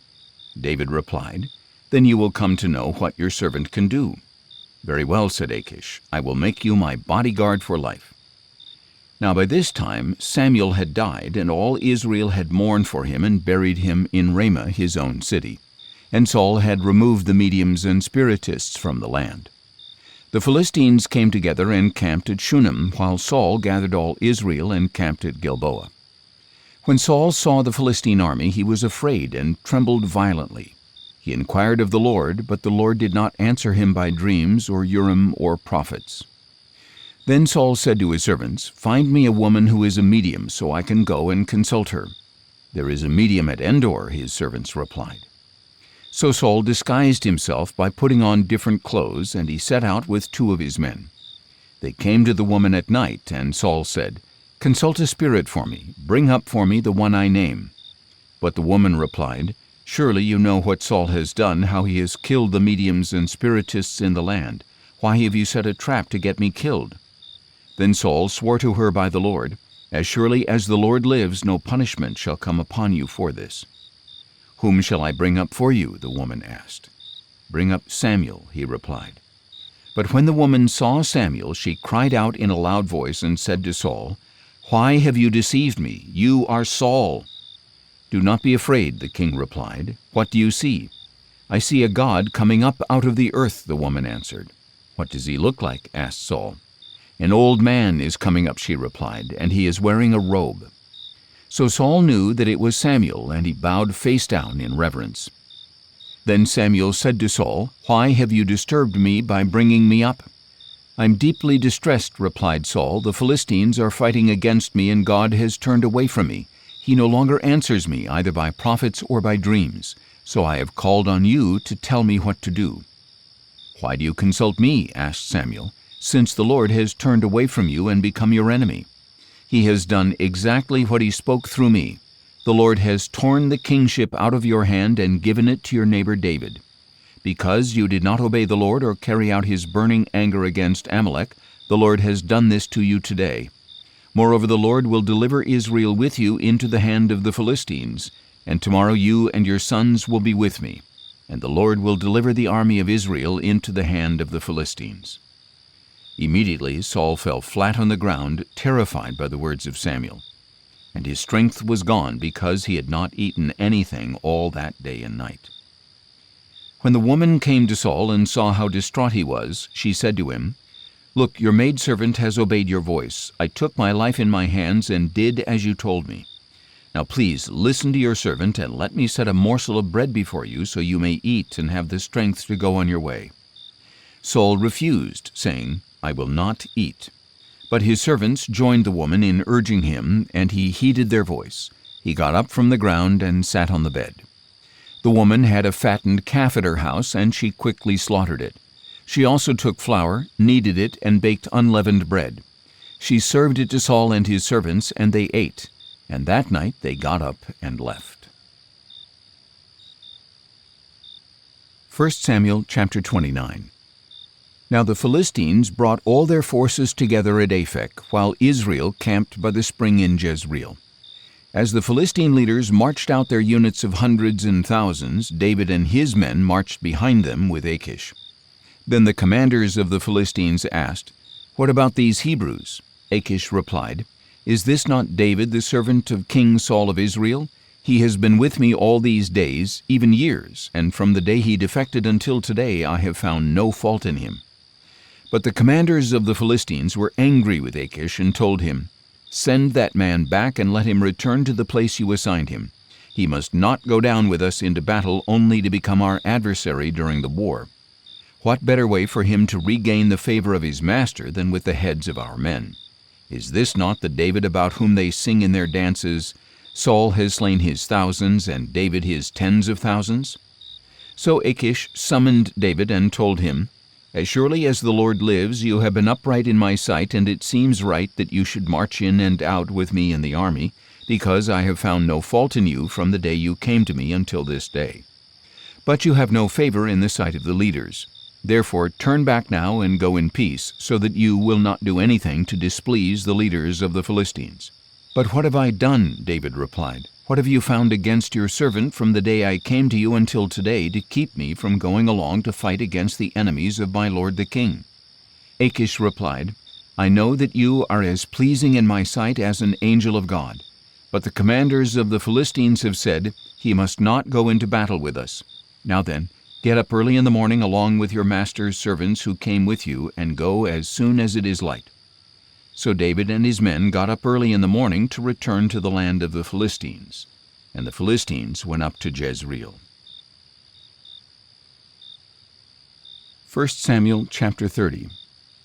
On the third day David and his men arrived in Ziklag, and the Amalekites had raided the Negev, attacked Ziklag, and burned it down. They had taken captive the women and all who were there, both young and old. They had not killed anyone, but had carried them off as they went on their way. When David and his men came to the city, they found it burned down and their wives and sons and daughters taken captive. So David and the troops with him lifted up their voices and wept until they had no strength left to weep. David's two wives, Ahinoam of Jezreel and Abigail the widow of Nabal of Carmel, had been taken captive. And David was greatly distressed because the people spoke of stoning him, because the soul of every man grieved for his sons and daughters. But David found strength in the Lord his God. Then David said to Abiathar the priest, the son of Ahimelech, "Bring me the ephod." So Abiathar brought it to him, and David inquired of the Lord, "Should I pursue these raiders? Will I overtake them?" "Pursue them," the Lord replied, "for you will surely overtake them and rescue the captives." So David and his 600 men went to the brook of Besor, where some stayed behind because 200 men were too exhausted to cross the brook. But David and 400 men continued in pursuit.